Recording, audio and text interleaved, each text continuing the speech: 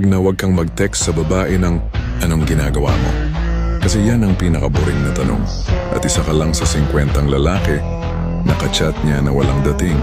Bago ang lahat, mag-comment ka ng Pinoy para hindi ma-delete ng algorithm ang video na ito. Pero may sikreto akong ituturo. Ang teknik na ginagamit ng mga lalaking laging may instant reply. Panoorin mo ito hanggang dulo kasi babaguhin nito lahat. Ang susi ay curiosity o kuryosidad. Huwag ka lang mag-hi. I-text mo ito.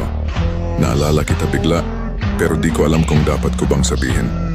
Pag nabasa niya yan, hindi yan mapapalagay. Tatanungin ka niya agad, ano yon? Saka mo sagutin ng ganito. Nagtataka lang ako kung ikaw ba yung tipo na madaling magalit. O yung tipong nagmamagaling na parang wala lang. Gaya ngayon, napansin mo? Hindi ka na naghahabol ng pansin. Ikaw na ngayon ang naglalaro sa utak niya. Gumawa ka ng puwang sa isip niya na gusto niyang punan at kung di siya sumagot, mas maganda, hintayin mo ng 4 na oras tapos i-text mo. Gets ko na kung bakit di ka nag-reply. Classic. Yung katahimikan, yan mismo ang sandata mo. Kasi walang babae ang kayang labanan ang unknown. At pag nag-reply siya, sabihin mo, wow, di kita in-expect na ganito. I like that.